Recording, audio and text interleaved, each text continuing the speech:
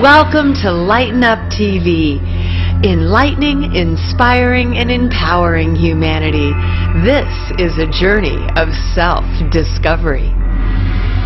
On this journey, we are in search of answers to the burning questions that have intrigued mankind for millennia. Who are we? Where did we come from? Why are we here? And where are we going? By merging scientific discoveries with spiritual revelations, we will explore the possibility that mind and matter are one and the same in a vibratory field of pure consciousness. What if this eternally expanding field of consciousness is of and from the same source? These revelations, that we may actually share one mind in a unified field that expands into the cosmos, has the potential to cause a powerful shift in the collective consciousness.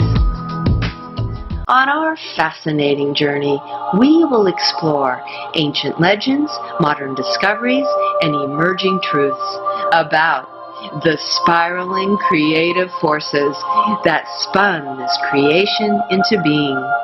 From spirituality to religion, superstring theory to the Big Bang, from gods and goddesses to angels and aliens, we will dive into the mysteries of creation. Are you ready to lighten up? Starring your host, Suzanne Ross, television personality and producer, inspirational author and speaker. She is a 5D truth seeker and spiritual pioneer on the front lines, raising the frequency of humanity. Through her shows, books, and events, she has dedicated her life to activating the matrix for global ascension. Lighten Up TV proudly presents investigative journalist Linda Moulton Howe. Hello and welcome to lightenuptv.net. I am your host, Suzanne Ross, and it is such a pleasure to be here today with Linda Moulton Howe. Welcome, Linda. Thank you. I'm glad to be here. Yes, and Linda is a world-renowned investigative journalist with Earth Files, as many of you know, as well as being a regular on Ancient Aliens. So what we're going to explore today are a few topics that really intertwine, and one of them is AI. Another one is the astral realm. And so this is a really interesting discussion.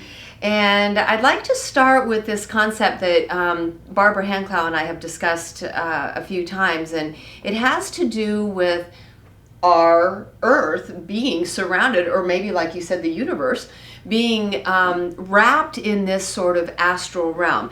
Now, Barbara talks about it being 4D. And so she shows it as actually a canopy over 3D. And then those 3D souls who are evolving or seeking ascension, if you will, they have to go through that astral realm in order to progress to a higher dimensional experience of the reality. And in that transitional realm, it's the realm of angels and demons, where you have extremes in the contrasts. Right. And so it's similar to what you were talking about. So can you tell us about how you learned about this sort of physics that sort of show the energetics around all this? It started with that bismuth, magnesium, zinc material that I got back in 1996 when Art Bell and I on Coast and on Dreamland. We started receiving letters. He identified himself as an Army sergeant, said his grandfather in the 47, 48, 49 period had been in Roswell, was assigned to a security team, that they were ringing a craft that glowed for 3 hours of light, and here is the part, allegedly all of the information was handwritten in a diary by the grandfather, and the grandson is giving us copies in letters. it never explains how the grandfather managed to take from the bottom of where it was glowing pieces. But that's the story, that we ended up with this material that he says he pulled off. In fact, the word was appropriated, is the word that he used. Well, whatever actually happened, just knowing it's historic, this is what it's supposed to have been the source. When I started trying to find out what is it, going to the University of Michigan, they are doing energy dispersive and all kinds of analyses of what is it made of, electron microscope, looking at the nanotechnology of it, did all of that. Went to an exotic metals manufacturer back east, asked, can you tell me if anybody is producing these specs? 1 to 4 microns pure bismuth. I learned that in an isotopic ratio test at Carnegie Institute in Washington. You can't get any finer testing than that. 1 to 4 microns pure bismuth, and then alternating like a torte cake. The next was 100 to 200 microns of 97.6% magnesium, 2.4% zinc, and the magnesium tested at Carnegie as 11% more magnesium 26 than normal on the Earth, but not outside enough to say that it was extraterrestrial. All of that as background. Jumping then from 1996 to 2016, this is 2 years ago, I ended up in a discussion with a physicist introduced to me by another scientist. The physicist said that he had worked at Area 51 for 7 years and that he had sheets 6 feet long of pure bismuth and magnesium zinc, knew all about my efforts to try to find some explanation. And he said, Linda, this is what covered the outside skin of the wedge-shaped craft that came down in a variety of places. And he said, I worked on it for a long time and came to understand that it was the outside skin of an interior skin. The interior skin would have been an aluminum mono-iridium combination with a lot of fiber optics in between. And he said, the operation of those elements under a certain field, a frequency field generated by the craft, all gravity of that craft in that latitude, longitude, space-time coordinate in this planet, gravity would disappear. It doesn't mean that gravity changes for us. It means that the craft, and this is the way he explained it, once that's turned on, you could blow with your breath on that craft and it would move. That the aerodynamic physics of the craft that are so mind-blowing to pilots and everybody else is because it's the material that allows the complete getting rid of gravity. So hold on to that as a concept. So I am sitting there thinking it has taken 96 to 2016 for me to be sitting with somebody who seems to really know what they're talking about when it comes to this bismuth magnesium. Then to my surprise, he said, another area that I was working on while he's studying and doing the physics has to do with blocking natural magnetic field collapses between our matter universe and the dimension, this is his words, the dimension that encases this matter universe. And he said it's what people have always called the astral plane, but I was studying what's in it, what's dangerous, and how does the United States government block that which is dangerous from coming in here. I never heard anybody who was a physicist talk like this. So we went into I ended up recording 5 hours. And you know what is odd? I've been exposed to a lot of difficult things like animal mutilations. They don't scare me.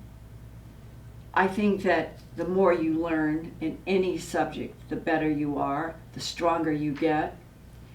My own personal conviction is that every human being on this planet needs to get stronger.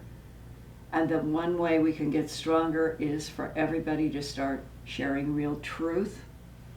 So listening to this physicist speaking to me sort of in that context, Linda, you need to understand this. It has made me start thinking about every word from Rosicrucian to Sumerian to sigils, the angel Michael, the Beelzebub. Why is all of that confusing drama in the ancient history of this planet? I confess it never made any sense to me.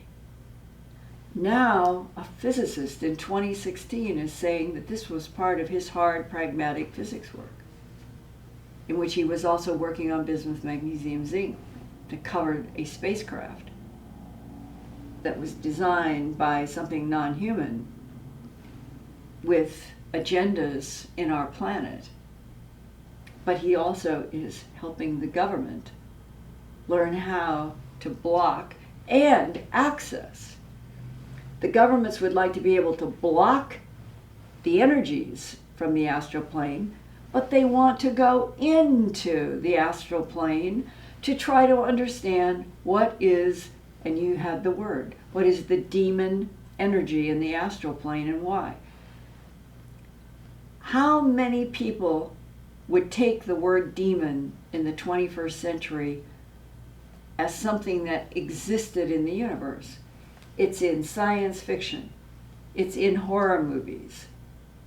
Oh no, it can't be real. Are the gargoyles in Notre Dame, are they an absolute photograph in stone of some of the things in the astral plane? And if so, why did the Catholic and the Christian churches have knowledge at all to put gargoyles? Why did the Far East? Why have they done all of those spires that go up, and you ask somebody who lives in Thailand or in Vietnam and they will say, this is to fend off the dark and dangerous energies. Suddenly, all of the old ancient literature that I never thought was really that serious is now becoming as fascinating to me as trying to understand what type of non-human intelligence is actually interacting with our planet, has for centuries. What is its relationship to the casting of demons and angels? Black versus white, the yin and the yang. Where did that come from initially? And one man who puts this in the biggest box possible is physicist Tom Campbell. He worked for Army Intel, had a long career with the government, came out of his exposure and his work working for Army Intel, but also was one of the designers that helped Robert Monroe build the hemisync technology for going out of body. That all combined, his Army intelligence work, the Robert Monroe out of body, he ends up now at this stage in his life where he has written 3 books, The Theory of Everything. And he is Tom Campbell, who introduced the idea that we are in a universe that is an entropy reduction trainer for souls. And that entropy, that word that most people don't deal with in their everyday life, the truth is, entropy defines this particular universe.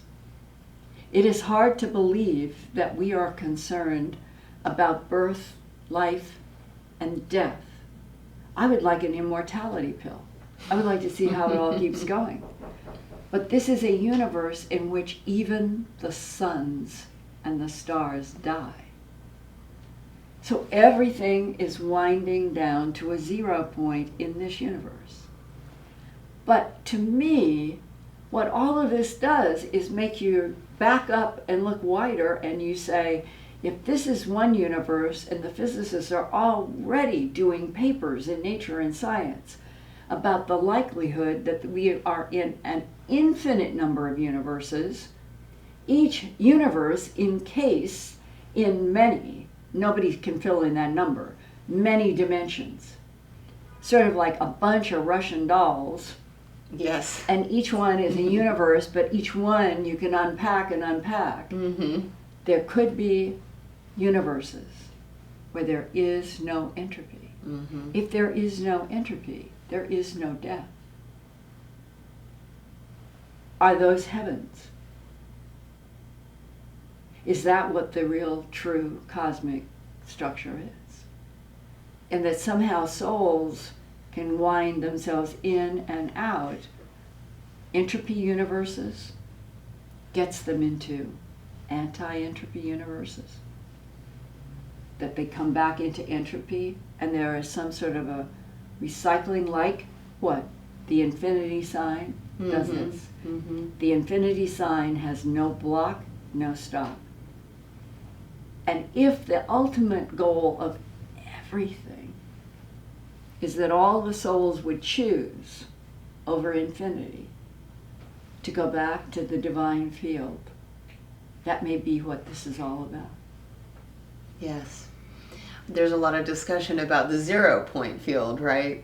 And it's really the field of quantum consciousness, where we can mentally project into the astral realm and beyond, into other dimensional realities. Certainly, right? And so I have a question, being somewhat of a conspiracy theorist, about this idea that the US government is wanting to understand how to prevent demons from entering our dimension. Or are they also possibly a group trying to prevent angels from entering our third dimensional reality? Because as I understand it, the astral realm is really the realm of angels and demons. And it also has been called the realm of the choice. And so it is the realm possibly where the soul does make a choice, and the soul says, am I going to look at the darkness and demons, or am I going to look at the light and the angels? And so then the soul creates their own reality, in which their reality either consists of demons or angels. And I do believe we are in a consensus reality as a collective consciousness.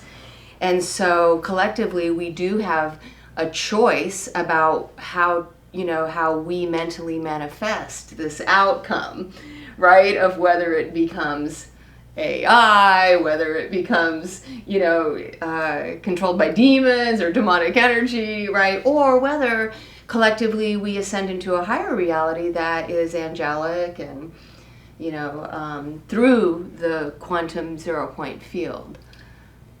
Isn't the key intent? Yes. Very good. It's what you focus Yes. your mind and your thoughts on.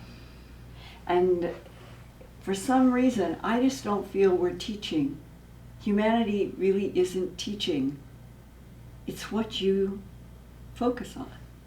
Yes, where And that is what attention you goes, energy flows, right? Yes, Yeah. yes. And it could be the individual level, it could be the group, the whole earth, and that there are certain destinies, and the destinies become the resonant frequencies to all of these decisions on this earth or an individual. And I think in talking with the physicist, I think we got into this subject matter. And I asked him, I said, have you been exposed to anything that is, at the moment of death, you could have a room of 100 people. Everybody dies at exactly the same microsecond. And every one of those 100 people would be at 100 different dimensions, not in the same, because each would have had a different accumulation of right and wrong, good and not, and so forth. And whatever their resonant frequency was, their sum total that's the dimension they would go to. And to my surprise, he'd already thought about it. And he basically said, I really do think, Linda, that the reincarnative cycle mechanism is based on resonant frequencies in other dimensions that resonate with the soul in a way that at the moment of death, the soul will go to that resonant frequency. That's something else we're not being taught. And that part of right now, this revolutionary fever, whether what's going to happen with artificial intelligence, what's going to happen with North and South Korea, are we actually going to explode any more bombs on this planet that we're told tear into the electromagnetic membrane that separates this universe from the dimension next door? Would we willfully and consciously, there would be people in this government that would know, you set off an atomic bomb, a hydrogen bomb, you take the chance of having unbelievably awful things come in. All of that I have the impression, like the physicists, that the government at some level knows a lot of this, and all of us, the citizens, we are kept dumb and blind still. It is that discrepancy between those that have power and greed, and they have the most knowledge. And we are the ones that are struggling for any insight about what is the truth. At the moment of death, where are they going to go? Yeah, isn't that the truth? It looks like we need to wrap up our interview, but just one last thought is that maybe we don't have to wait until the moment of death in order to resonate with a higher dimensional reality that while we're still in these bodies, we can ascend into. And so it's really, I feel an opportunity for those of us who are spiritually inspired, those of us who are becoming more enlightened with all of this knowledge, to really resonate with that higher frequency. And so that's how we can ascend while still in our bodies. Well, you know how this part of your head vibrates when you do certain meditation? And then it makes it real that there is a connection between our soul and something. Yes. That there is a link. And yet, I understand that everybody would like to be in a universe where there's no death and we can stay with people we love and animals that we love, and that everything is constantly evolving wonderfully and perfectly. And it is the nirvana dream. But it seems that we are denied that here. We are denied that ability to go on forever in perfection. This seems to constantly be that which keeps changing to stress and challenge. And that's why it's possible that Tom Campbell, the physicist, is right. That it is a trainer. Yes. And the trainer is for souls. Yes. And it's trying to reduce the winding down of energy. And in maybe a higher dimension, there's a centropy reality. If you can hook up through that vibration on your head in this universe, I think that is like proving this isn't all there is. And that if you do make and try to make decisions that are positive for other souls and yours, then somehow that link means you will go on, just not in the same container. Yes. You defy entropy, you move into centropy. That way. That's right. Thank you so much. That's a good note to end on, dearest Linda. Good. You're such a blessing to us all. You are. Thank you for your dedication. Thank you. And thank you for joining us for this episode of Lighten Up. And remember, live well, love life. Thank you. Oh, that was great. It made me feel good. Please stay tuned for more exciting discussions with global thought leaders on Lighten Up TV.